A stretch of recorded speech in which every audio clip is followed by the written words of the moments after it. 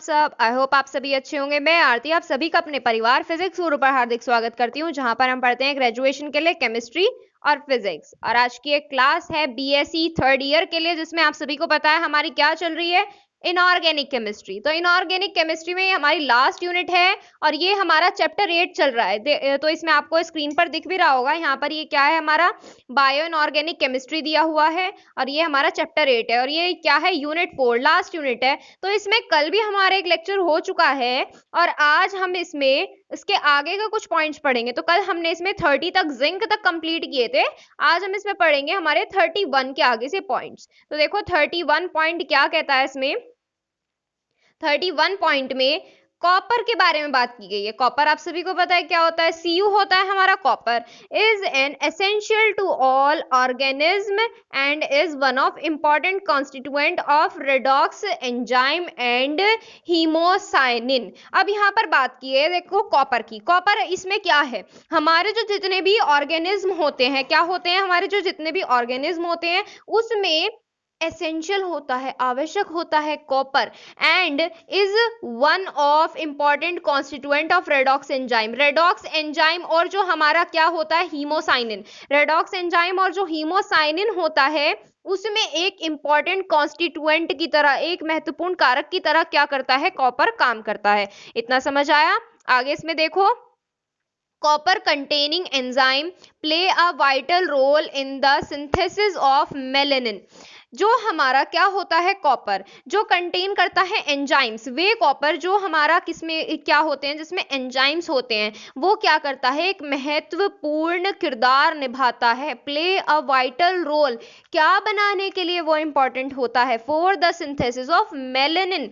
Melanin को बनाने के लिए कॉपर जो होता है, वो कॉपर जो एंजाइम कंटेन करता हो, वो हमारा क्या होता है, बहुत ही ज्यादा इंपॉर्टेंट। और हमारा मेलेनिन क्या होता है, अब हमने मेलेनिन तो बता दिया, इसमें आगे तो लिखा हुआ है, मेलेनिन होता है स्किन पिगमेंट। क्या होता है, एक स्किन कलर का पिगमेंट, पिगमेंट होता है कलर। क्लियर है इतना। आगे देखो इसमें, and function of brain. Brain के जो फंक्शंस होते हैं, ब्रेन के फंक्शंस कैसे, हमारा ब्रेन कैसा होता है, टेढ़ा मेढ़ा बना होता है। ये हमने क्या मान लिया, ये हमारा क्या है, ब्रेन है। यहाँ पर क्या है, टेढ़ा मेढ़ा, ये ऐसे ब्रेन होता है, नहीं, ये फंक्शंस बनाने में काम नहीं करता है। जो हमारा कॉपर के एंजाइम्स होते हैं वो ब्रेन के फंक्शन, यानी कि हमारा ब्रेन किस तरह से वर्क करता है, उसमें क्या क्या प्रोसेस होता है, ब्लड किस तरह से फ्लो करता है, सप्लाई कैसे होती है, ऑक्सीजन कैसे जाता है, इन पूरे फंक्शंस को क्या करता है, हमारा कॉपर मेंटेन करके रखता है। अब आगे देखो इसमें क्या लिखा है, excess of copper in human body causes Wilson's disease. जो हमारे, ये विल्सन नहीं है, ये विल्सन्स है। क्या है ये, विल्सन्स डिसीज है।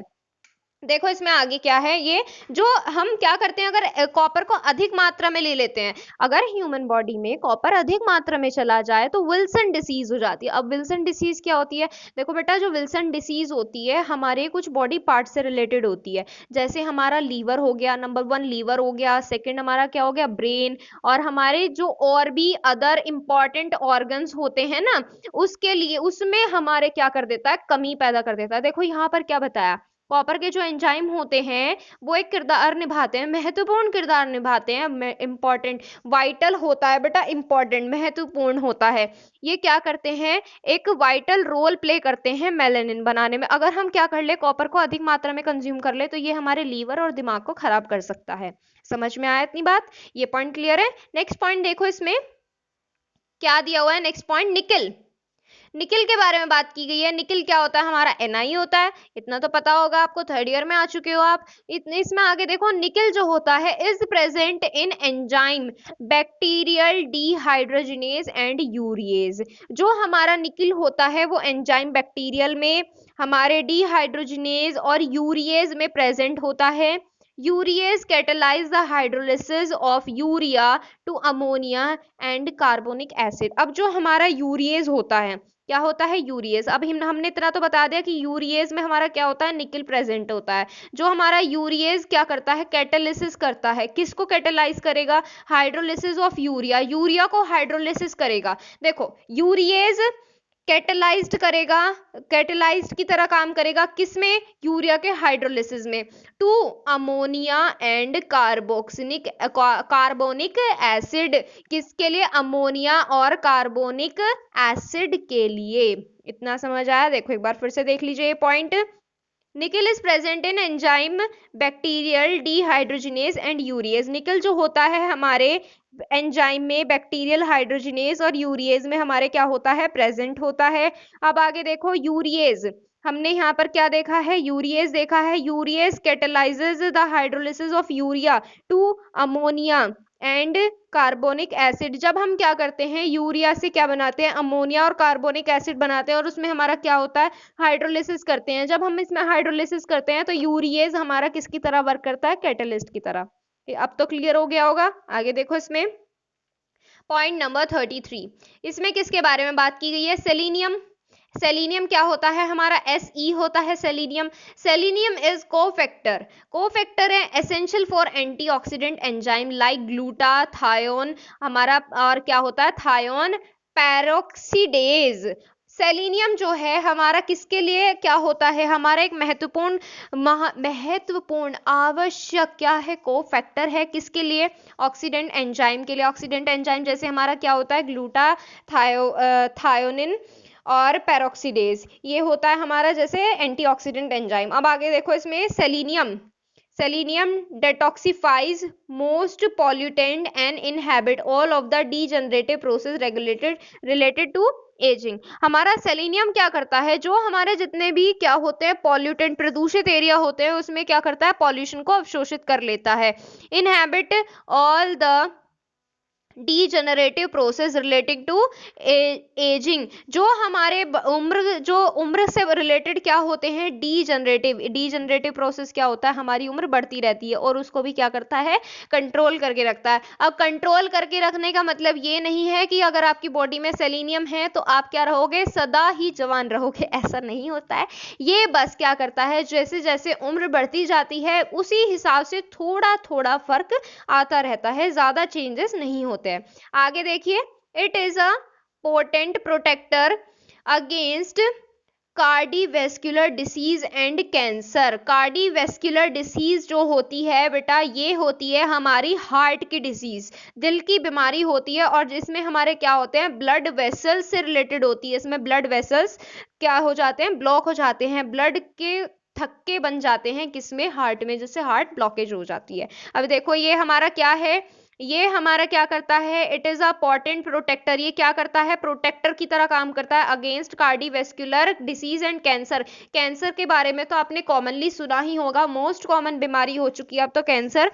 हर किसी सिटी में, हर किसी आपको शहर में, गांव में मिलेगा जरूर कोई ना कोई कैंसर पेशेंट। ये इतनी ज्यादा फैल चुकी है इस टाइम पर। देखिए इसमें ये जो हमारा सेलेनियम होता है ये किससे प्रोटेक्ट करता है, ये प्रोटेक्ट करता है किससे, हमारे कार्डियोवैस्कुलर और कैंसर जैसी डिसीज से। नेक्स्ट पॉइंट देखिए, नेक्स्ट पॉइंट क्या कहता है, आर्सेनिक। आर्सेनिक के बारे में बात की गई है, हेल्प करता है किसमें, ट्रांसमिटेंस ऑफ न्यूरोलॉजिकल इंफॉर्मेशन। हमारे जो न्यूरोलॉजिकल इंफॉर्मेशन, न्यूरोलॉजिकल यानी कि नसों से जुड़ी जो क्या होती है इंफॉर्मेशन होते हैं, उनमें क्या होता है, ट्रांसमिटेंस, संचरण के बारे में, यानी कि नसें हमारी कैसे होती है, किस तरह से वर्क करती है, उनके बारे में इंफॉर्मेशन देने में हेल्प करता है हमारा आर्सेनिक। क्लियर है इतना। नेक्स्ट पॉइंट देखिए, ट्रेस एलिमेंट। ट्रेस एलिमेंट में किसकी बात की गई है, बोरॉन की बात की गई है। Is required for the utilization of vitamin D and calcium in body. हमारा जो क्या करता है, बोरॉन है, वो हमारा किसके लिए रिक्वायर होता है, हमारे विटामिन डी और कैल्शियम का बॉडी में यूटिलाइज करने के लिए। क्या करने के लिए, यूटिलाइज करने के लिए हमारी बॉडी में विटामिन डी और कैल्शियम को। Does help prevent osteoporosis। osteoporosis आप सभी को पता है, osteoporosis क्या होता है, osteoporosis डिसीज में हमारी बोन्स क्या होने लगती है, वीक होने लगती हैं, और बोन्स अगर स्ट्रांग नहीं होंगी तो हल्का से प्रेशर लगते ही बोन्स टूट जाएंगी। समझ में आया। अब देखो हमारा क्या करता है, बोरोन क्या करता है, अगर हम बोरोन को अच्छी क्वांटिटी में कंज्यूम करते हैं। अब कंज्यूम करने का मतलब ये नहीं है कि आप कहीं से भी बोरॉन लैब से अरेंज करो और उसको खा लो, वो आपके लिए हार्मफुल हो सकता है। अगर आप नेचुरल चीजों में, जैसे हमारे फूड होते हैं, हेल्दी फूड्स होते हैं, जो घर का खाना बनता है, जैसे अब सर्दियां आ रही है तो साग तो जरूर बनेगा यहाँ पे, तो ये देखिए इसमें अगर आप वो कंज्यूम करते हो तो आप हेल्दी लिविंग जी सकते हो, हेल्दी लाइफ आपकी रहेगी इसमें। आगे देखो नेक्स्ट क्या दिया है। नेक्स्ट बात की गई है किसके लिए, आयोडीन के लिए। Iodine element is a part of thyroid hormone. Iodine element जो है थायराइड यानी कि वो बीमारी जिससे हमारा शरीर क्या होने लगता है, फूलने लगता है और भी तरह तरह की बीमारियां वो शरीर में साथ में लेके आता है। जो थायराइड के हार्मोन्स होते हैं यानी कि जिन हार्मोन्स के बढ़ने की वजह से बॉडी में थायराइड आ जाता है उसमें हमारा क्या होता है, आयोडीन पाया जाता है। क्या पाया जाता है, हमारा आयोडीन होता है। Thyroxine secreted the thyroid gland. Thyroid किससे बढ़ता है, थायराइड हार्मोन कौन सा होता है, थायराइड हार्मोन होता है थायराइड ग्लैंड। उसको क्या करता है हमारा, thyroxine secreted by thyroid gland. हमारा क्या होता है, थायराइड ग्लैंड होता है जिसमें क्या होता है, thyroxine. Iodine is required for the synthesis of thyroxine T4 triiodothyronine T3।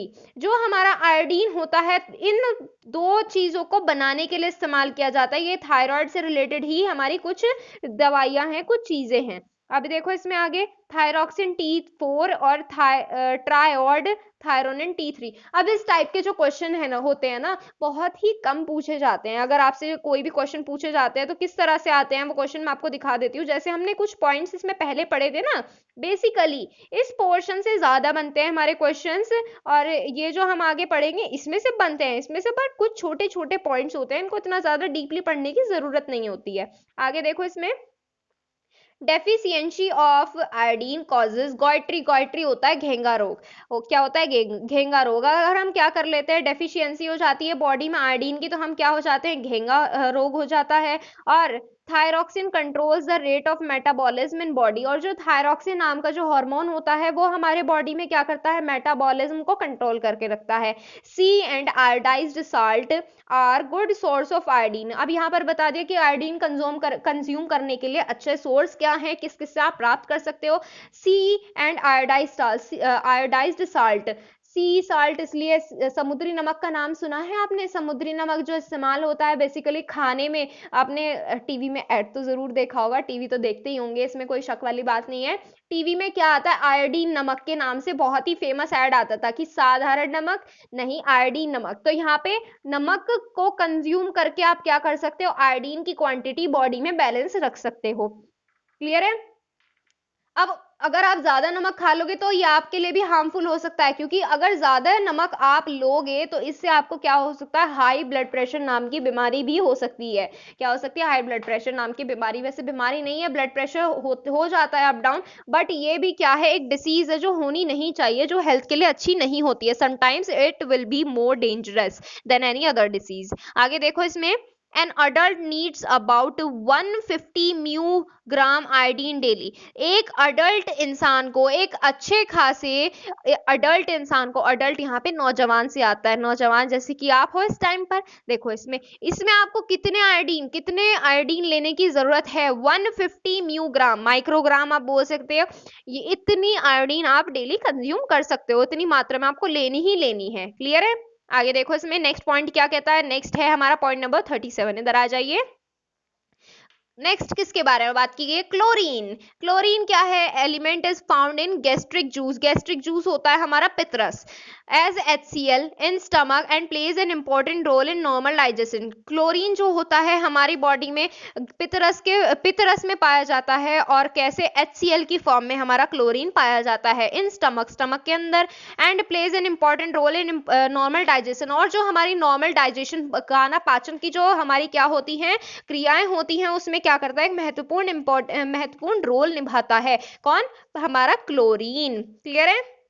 Chlorine regulates amounts of fluid on body among with sodium and potassium. Chlorine जो होता है सोडियम और पोटेशियम के साथ हमारी बॉडी में जो फ्लूइड होता है, जो तरल पदार्थ होता है, उसको मेंटेन करके रखता है। It also helps in cellular pump activities. और जो हमारी सेल से रिलेटेड क्या होती है, एक्टिविटीज होती है, उनको भी बैलेंस करके चलता है। आगे देखें इसमें एलिमेंट्स, कौन से एलिमेंट के बारे में दिख रहा है इसमें आपको बताइए। इसमें कौन सा एलिमेंट है, सल्फर। सल्फर क्या होता है, एस होता है, is present in amino acid Christine and methionine. अब यहाँ पर ये क्या होता है, सल्फर जो होता है वो हमारे किस में प्रेजेंट होता है, अमीनो एसिड में। अब यहाँ पे ये क्रिस्टीन क्या है, क्रिस्टीन जो होता है, क्रिस्टीन जो होता है ये हमारा प्रोटीन बनाने में हेल्प करता है। क्या करता है, प्रोटीन बनाने में हेल्प करता है ये हमारा।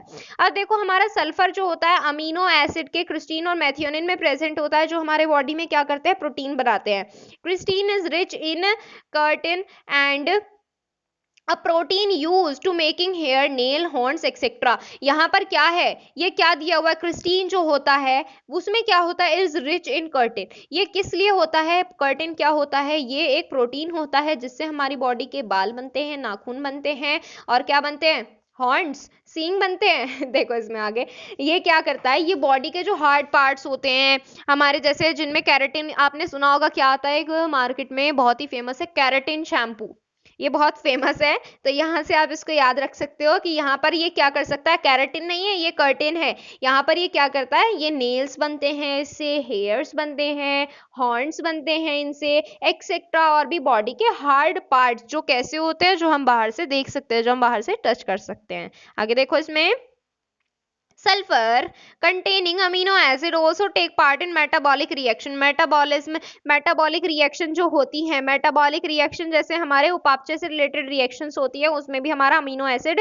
हेल्प करता है। वे सल्फर जो अमीनो एसिड कंटेन करता है, it also plays an important role in carbohydrate, fat and metabolism.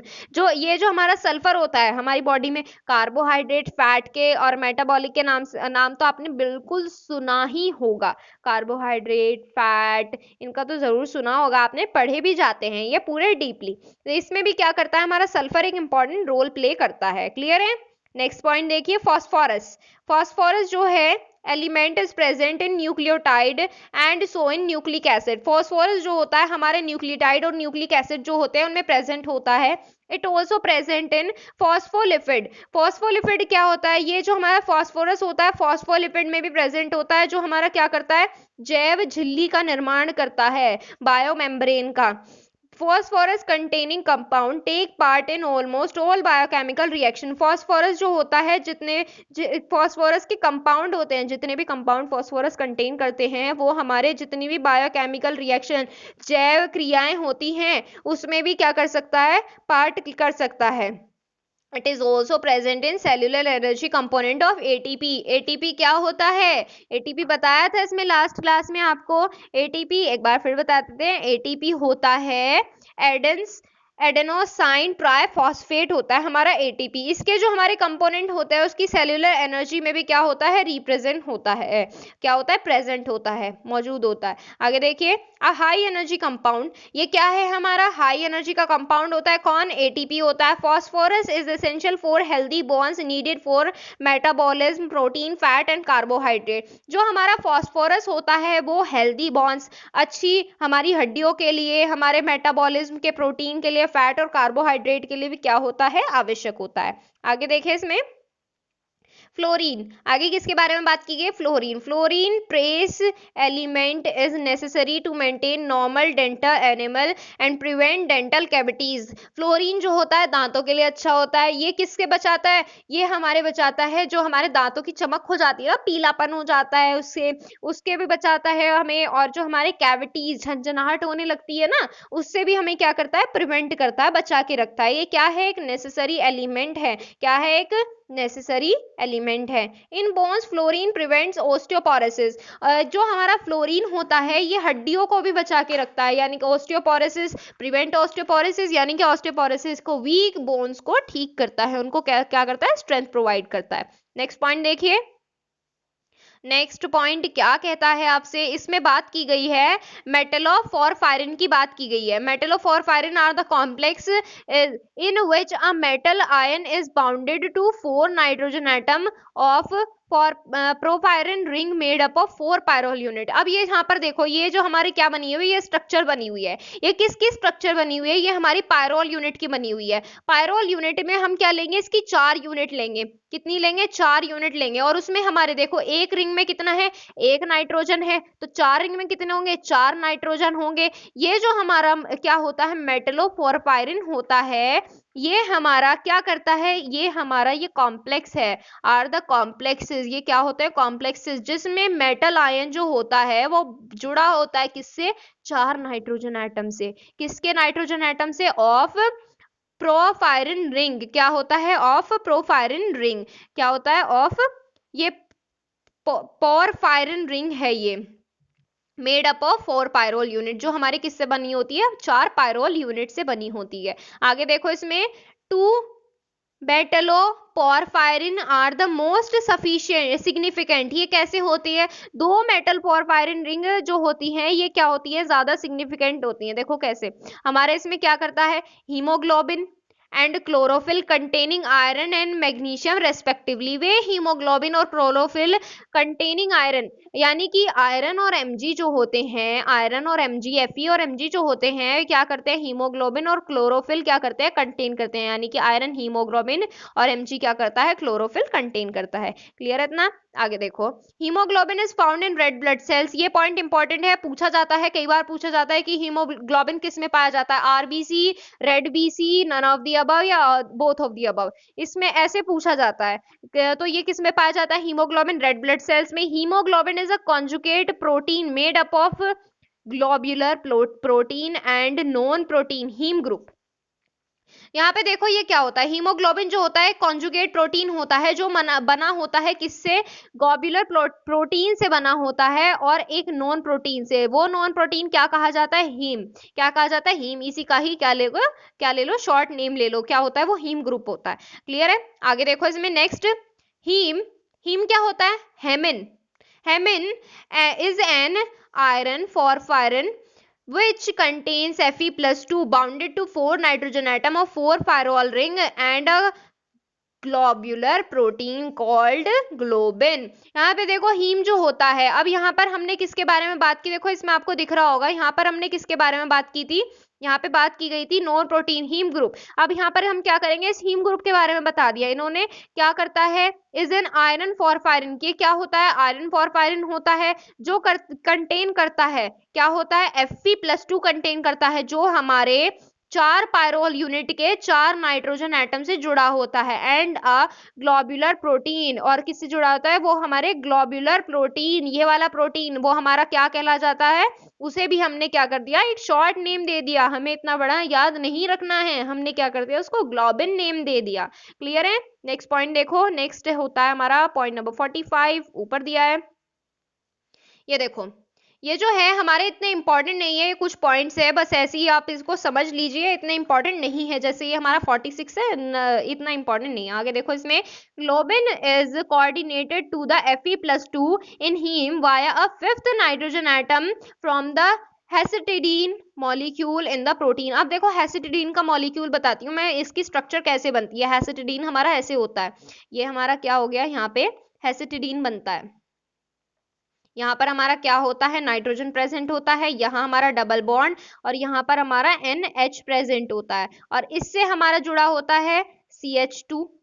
फिर हमारा यहाँ पर जुड़ा होता है CH, फिर हमारा इसके साथ जुड़ा होता है C, इधर हमारा O, इधर हमारा क्या होता है OH, और इसके साथ यहाँ पर क्या जुड़ा होता है, हमारा NH2। क्या जुड़ा होता है, NH2। ये हमारा किसका फॉर्मूला है, ये हमारी स्ट्रक्चर किसकी है, ये स्ट्रक्चर होती है हमारी हेसिटिडीन की। इसका स्क्रीनशॉट ले लो आप, ये हेसिटिडीन की स्ट्रक्चर अगर आपसे कोई पूछे तो आप ये स्ट्रक्चर बना सकते हो। आगे देखो, इसमें क्या होता है, globin is a coordinate of the Fe+2 in a haem via a, देखो हमारा हीमोग्लोबिन में क्या होता है, आयरन होता है, और Mg में क्या होता है, हमारा क्लोरोफिल होता है। यही पॉइंट पढ़ा था इसमें हमने, तो इसमें हम किसकी बात कर रहे हैं, हीमोग्लोबिन की बात कर रहे हैं, तो इसमें आयरन आ रहा है, जिसमें हमारा क्या होता है, इसमें हमारा 5 nitrogen atom from the histidine in molecule in a protein, जो हमारे किससे जुड़े होते हैं, 5 नाइट्रोजन एटम से।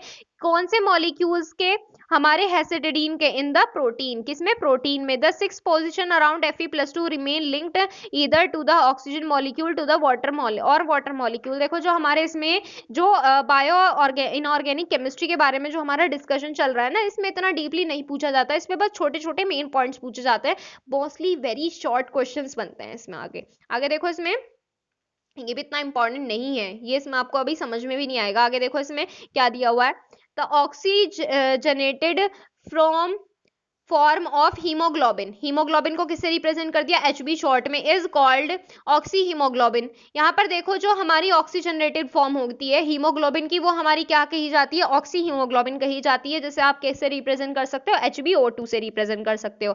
The main function of haemoglobin in body is to transport oxygen and carbon dioxide. जो हमारा मेन फंक्शन होता है बॉडी हीमोग्लोबिन का, जो काम होता है वो हमारा ऑक्सीजन और कार्बन मोनोऑक्साइड को ट्रांसपोर्ट करना होता है बॉडी के अंदर। इन लंग्स में क्या करता है, haemoglobin is oxygenated by coordination of one oxygen molecule to the iron atom and change into HbO2। अब यहाँ पर क्या होता है, लंग्स में हीमोग्लोबिन जो होता है ऑक्सीजनेटेड होता है by coordination of one oxygen molecule, एक ऑक्सीजन मॉलिक्यूल के साथ क्या कर देता है, ऑक्सीजनेटेड होता है, ऑक्सीडाइज्ड हो जाता है टू द आयरन एटम, किसके लिए, आयरन एटम के लिए, एंड चेंजेस इनटू HbO2, क्या कर देता है, HbO2 में चेंज कर देता है उसको। As blood containing HbO2 reaches the cells, it dissociate into Hb and O2 and oxygen। अब यहाँ पर देखो आगे क्या दिया हुआ है, अगर हम किसके बारे में बात करें, एज अ ब्लड, जो हमारा क्या करता है, HbO2 कंटेन करता है, वो हमारा सेल्स में पहुंच जाता है और डिसोसिएट कर देता है into Hb and O2, HbO2 को Hb और O2 में डिसोसिएट कर देता है, and oxygen enters the cell, और जिसमें ऑक्सीजन होती है वो सेल्स के अंदर एंटर कर जाती है, जो हमारे कार्बोहाइड्रेट को बर्न करती है और एनर्जी प्रोड्यूस करती है। आगे देखो इसमें, hemoglobin is an allosteric protein, hence its activity is affected by the presence of activators and deactivators, namely H+, CO2 and 1,3-bis phosphoglycerate। ये जो हमारा हीमोग्लोबिन है ये हमारा एलोस्टेरिक प्रोटीन होता है। एलोस्टेरिक प्रोटीन कौन से होते हैं, वे जो हमारे एक्टिवेटर या डीएक्टिवेटर की प्रेजेंस में, मतलब यहाँ पर या तो उसके काम का हो या उसके काम का ना भी हो, उनकी प्रेजेंस से भी जिस पर क्या पड़ता हो, इफेक्ट पड़ता हो। जैसे हमारे एक्टिवेटर डीएक्टिवेटर कैसे होते हैं, जैसे हमारा H+ हो गया, CO2 हो गया, या बीपीजी क्या कहा जाता है, नाम लिखा हुआ है इसमें, तो आपको अब तो ऐसी कोई बात नहीं है कि आप नहीं बता सकते, 1,3-bis phosphoglycerate होता है। आगे देखो इसमें, affinity of hemoglobin towards oxygen decreases in presence of metabolic intermediate 1,3-biphosphoglycerate। अब जो हीमोग्लोबिन की क्या होती है, एफिनिटी होती है किसके लिए, ऑक्सीजन की तरफ, वो हमारी क्या होती है, डिक्रीज होती है, किसकी प्रेजेंस में डिक्रीज होती है, हमारे मेटाबॉलिक इंटरमीडिएट। मेटाबॉलिक इंटरमीडिएट कौन होता है, हमारा बीपीजी होता है। क्या होता है, यानी कि बीपीजी की प्रेजेंस में हमारी हीमोग्लोबिन की एफिनिटी ऑक्सीजन की तरफ डिक्रीज होने लगती है। आगे देखो, oxygen binding capacity of haemoglobin also depends on pH. जो हमारी पीएच वैल्यू होती है ना, जो हमारे किसकी, एनवायरनमेंट की पीएच वैल्यू होती है, उसकी वैल्यू पर भी हमारे डिपेंड करती है ऑक्सीजन को होल्ड करने की कैपेसिटी, किसके पर, हीमोग्लोबिन पर। As the pH of the environment decreases, जैसे जैसे वातावरण की पीएच वैल्यू घटती जाएगी, affinity of haemoglobin for oxygen also decreases, वैसे वैसे हमारे हीमोग्लोबिन की ऑक्सीजन को अपने तरफ बांध के रखने की कैपेसिटी भी क्या होती चली जाएगी, कम होती चली जाएगी। नेक्स्ट पॉइंट कंप्लीट होने वाला है ये। वैसे myoglobin is responsible for the oxygen transport in muscles. Haemoglobin की बात की गई है तो छोटे भाई मायोग्लोबिन को नहीं छोड़ सकते इसमें। आगे देखिए कि हमारे किसके लिए रिस्पॉन्सिबल होता है, हमारे मसल्स में ऑक्सीजन ट्रांसपोर्ट के लिए क्या होता है, रिस्पॉन्सिबल होता है। Next, myoglobin is made up of single polypeptide chain of 153 amino acid. 153 amino acid की सिंगल पॉलीपेप्टाइड चेन से हमारा मायोग्लोबिन बना होता है। आगे देखिए, conjugate with iron containing heme as prosthetic group, that is non protein part। prosthetic group क्या होता है, हमारा non protein part, जिसमें हमारा क्या ना हो, प्रोटीन पार्ट ना हो। यह जो हमारा मायोग्लोबिन होता है ये हमारा conjugated होता है, किससे जुड़ा होता है, आयरन से। वे आयरन जो क्या कंटेन करते हो, हीमोग्लोबिन किस फॉर्म में कंटेन करते हो, नॉन प्रोटीन पार्ट में, जिसमें क्या ना हो, प्रोटीन ना हो। आगे देखो next point, myoglobin contain only one Fe atom. Myoglobin जो होता है वो सिर्फ एक Fe एटम कंटेन करता है and binds O2 more strongly than haemoglobin. और जो हमारा मायोग्लोबिन होता है सिर्फ एक आयरन का एटम कंटेन करके रखता है और ऑक्सीजन को हीमोग्लोबिन से ज्यादा स्ट्रांगली बांध के रख सकता है। आगे देखो, the main function of myoglobin present in muscle tissues, cardiac muscles और हमारा क्या होता है cardiac muscle cells is to store molecular oxygen in large amount which which is later on release for carbohydrate metabolism per requirement। आगे देखो, पहले इसमें ये इतना पॉइंट क्लियर कर लेते हैं। मेन फंक्शन जो होता है हमारे किसका, हीमोग्लोबिन का, किसका, मायोग्लोबिन का, वो हमारा किसमें प्रेजेंट होता है, हमारे मसल टिश्यूज में, मसल्स के जो टिश्यूज होते हैं उसमें प्रेजेंट होता है। हमारे जो कार्डिक मसल के सेल्स होते हैं, मसल सेल्स होते हैं, उसमें प्रेजेंट होता है। और cardiac muscle cell is to store, जो हमारी कार्डिक मसल सेल्स होती है वो स्टोर करती है किसको, ऑक्सीजन के मॉलिक्यूल को लार्ज अमाउंट में, जो हमारे क्या होते हैं, विच इज लेटर रिलीज। जो हमारा मायोग्लोबिन होता है उसमें क्या होता है, वो हमारा मसल के टिश्यूज में प्रेजेंट होता है। और जो हमारे कार्डिक मसल के सेल्स होते हैं वो क्या करते हैं, ऑक्सीजन मॉलिक्यूल को अपने अंदर भर के रख लेते हैं कि ये मेरा आगे स्टॉक ये काम आएगा।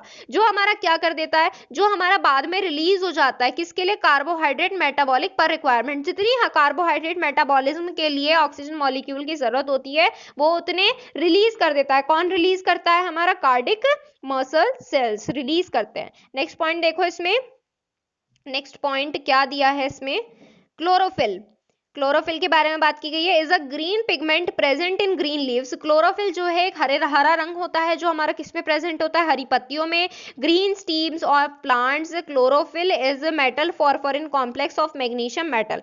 क्लोरोफिल जो होता है हमारा क्या है, एक मेटल फॉस्फोरिन कॉम्प्लेक्स होता है किसका, किसका, मैग्नीशियम का, मैग्नीशियम मेटल का। It has 4 nitrogen atom at 4 centre of the porphyrin ring. जो हमारी फोरफायरन रिंग होती है उसमें जो हमारे 4 नाइट्रोजन एटम होते हैं, सेंटर पर जो 4 नाइट्रोजन एटम होते हैं वो क्या करते हैं, वो वही हमारे किससे होते हैं, क्लोरोफिल। देखो हमारा क्लोरोफिल में क्या होता है, 4 नाइट्रोजन एटम होते हैं किस पे, चारों सेंटर पर, किसके, फोरफायरन रिंग के चारों सेंटर पर। एंड N4 यूनिट किस पर, N4 यूनिट, यानी कि 4 नाइट्रोजन एटम पर। Thus become a part of 16 member nature microcycle. अब देखो यहाँ पर क्या है, 4 नाइट्रोजन के एटम प्रेजेंट है चारों सेंटर पर, 4 नाइट्रोजन के एटम प्रेजेंट है चारों सेंटर पर फोरफायरन रिंग पर। फोरफायरन रिंग क्या होती है, उसमें 4 पायरोल प्रेजेंट होते हैं, यानी कि 4 पायरोल प्रेजेंट होते हैं। हमारे जो क्या होंगे, फोरफायरन रिंग के 4 सेंटर होंगे, चारों सेंटर पर 4 नाइट्रोजन प्रेजेंट होंगे और उसमें भी क्या है, 4 पायरोफायरन रिंग प्रेजेंट है इसमें। तो यानी कि 4 4 जा कितने हो गए, 16 हो गए, कितने हो गए, 16 हो गए। Thus become a part of 16 member natural macrocycle. जो हमारे 16 मेंबर की जो नेचुरल माइक्रोसाइकिल बनेगी, एक चक्र जैसा बन जाएगा। यहाँ से देखो हमारी रिंग कैसे होती है, रिंग हमारी इस तरीके से बनती है। पायरोल कैसे होता है हमारा, पायरोल ऐसे होता है हमारा, यहाँ पे क्या हो गया, NH होता है हमारे। ऐसी ऐसी अगर हम 4 रिंग को मिलाएंगे, यहाँ पर क्या होता है, बॉन्ड्स होते हैं। ऐसी ऐसी अगर हम 4 रिंग को मिला देंगे तब हमारा क्या बनेगा, फोरफायरन बनेगा, फोरफायरन बनेगा। यहाँ से क्लियर है। आगे देखो इसमें chlorophyll. Chlorophyll is of 2 types, chlorophyll A and B. Chlorophyll जो होता है 2 टाइप का होता है। क्लोरोफिल ए जो होता है ये हमारा वॉयलेट और ऑरेंज कलर को एब्जॉर्ब करता है। क्लोरोफिल जो होता है ये हमारा लाइट रेड, हमारी जो लाइट होती है ना, कौन सी लाइट होती है, रेड और ब्लू कलर की लाइट को अब्सॉर्ब करता है, रोशनी को अब्सॉर्ब करता है। इसी तरीके से क्लोरोफिल ए हमारे बैंगनी और ऑरेंज रंग के प्रकाश को अब्सॉर्ब करता है। And provide energy to photosynthesis. और फोटोसिंथेसिस प्रकाश संश्लेषण के लिए क्या करता है, एनर्जी प्रोवाइड कराता है। कौन, क्लोरोफिल।